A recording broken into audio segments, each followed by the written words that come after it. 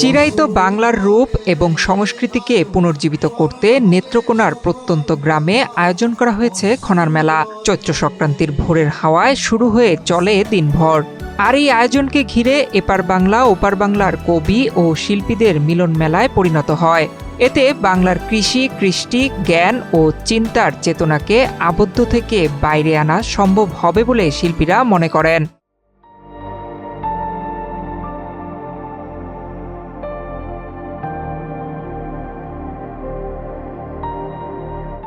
খনা তো খুবই প্রাকৃতিক মানুষ ছিলেন, তাই না?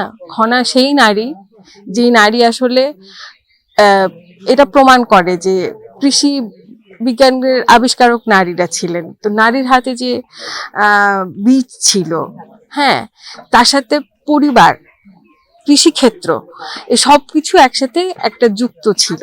সেই জিনিসটাকে কর্পোরেটরা বা কোম্পানিরা বীজ তুলে নিয়ে কোম্পানির মধ্যে রাখলো, সেই বীজ অঙ্কুরায়িত করতে আবার সার কেনালো, সেটাও আর একটা কোম্পানি। এই কোম্পানির মধ্যে ঢুকে যাওয়ার জন্য নারীর যে পরিবারে এবং প্রকৃতিতে যে সম্পর্ক এবং মর্যাদার জায়গাটা ছিল, সেটাকে বিচ্ছিন্ন করা হলো। সেই বিচ্ছিন্নতাটাকে আবার আমরা রিকল করাচ্ছি, হ্যাঁ, কারণ এখন শুধু নারীই নয়, পুরুষ কৃষকও আসলে সম্পূর্ণভাবে প্রকৃতি থেকে বিচ্ছিন্ন।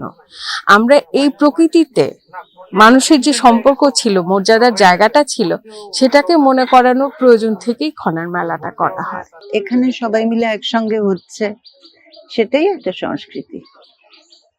সেটাই খনার সংস্কৃতি কিনা, সেটা খনা তো একটা ইমাজিনড এবং একই সঙ্গে কল্পিত এবং বাস্তব দুটোই। তো তাই যদি হয় তাহলে খনাকে কিভাবে যাপন করব আজকে, এরকম একসঙ্গে হলাম, সেটাই ধরে নিলাম খনাকে যাপন করা। নেত্রকোনা জেলার প্রত্যন্ত গ্রাম কেন্দুয়া উপজেলার গড়াডোবা ইউনিয়নের আঙ্গারোয়া গ্রাম। সেই গ্রামের একটি ছোট্ট ঘরে আড্ডায় আড্ডায় বিলুপ্ত হওয়া খনার ইতিহাস ঐতিহ্যকে ফিরিয়ে আনার উদ্যোগ নেওয়া হয়। এরপর থেকেই ওই ঘরের নাম মঙ্গলঘর পরিসরের উদ্যোগে এই খনার মেলা 1432 আয়োজন করা হয়েছে। শহুরে ক্লান্ত জীবন থেকে গ্রামে এসে এই যে নিজস্ব সংস্কৃতির কাছে নিজেকে সমর্পণ করতে পারাটা, এইটার যে অনুভূতিটা আসলে বলে বোঝানো যায় না। বারবার আসার মতোই জায়গাটা, এবং এই আয়োজনগুলো যত বেশি ছড়াবে, আমাদের চারপাশে যে একটা কূপমণ্ডূক পরিবেশ কিছুটা তৈরি হয়েছে, সেই জায়গাটাকে দূর করতে হলে এবং আমাদের কথা বলার জায়গাটাকে, আমাদের প্রতিবাদের জায়গাটাকে শানিত করতে হলে খনাকে আশ্রয় করতে হবে, খনার মতো চারপাশে আমাদের তৈরি করতে হবে। খনা এবং মেলাকে এক সুতোয় বাঁধতে, অর্থাৎ মানুষের বন্ধনকে সুদৃঢ় করতেই এই আয়োজন। চৈতেলতা, বৈশাখী পাতা, এমন নানা উক্তি তুলে ধরে নতুন প্রজন্মকে খনার সাথে পরিচয় করানো হয়। আর এতে করে এপার বাংলা ওপার বাংলার কবি, সাহিত্যিক এবং শিল্পীদের মিলন মেলায় পরিণত হয়। চৈত্রের ভোর থেকে বৈশাখের ভোর পর্যন্ত চলা খনার মেলায় গ্রামের মানুষের এক মানবিক আনন্দ মেলে। ভোরের হাওয়ার উদ্বোধনী খনার মেলা, এবং আমরা গাইছি, তোমার শিশু ভোর দেখে না, এই যাতনা কই রাখি মা। ভোর দেখে না,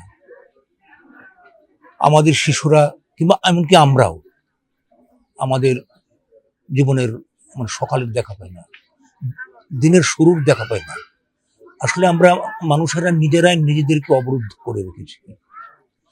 এবং আমরা খনার মেলা করতে যে আমরা যে কথাগুলি বলতেছি, হ্যাঁ, যে আলো হাওয়া বেঁধো না, রোগে ভোগে মেরো না। তো মানুষকে যেখানে আটকে ফেলে, বেঁধে ফেলে, সে আটকে ফেলা থেকে, সে বেঁধে ফেলা থেকে মানুষকে মুক্ত হবার, হ্যাঁ, মুক্ত করবার একটা ডাক নিয়ে আমরা খনার মেলা করছি। গেল 3 বছর ধরে মঙ্গলঘর পরিসরের আয়োজনে খনার মেলা অনুষ্ঠিত হয়ে আসছে। দিনব্যাপী চলা আয়োজনে গান, কবিতা, ছবি আঁকা সহ আড্ডা চলে। গ্রামের মানুষও উপভোগ করেন। ডেস্ক রিপোর্ট, বাংলাদেশ প্রতিদিন।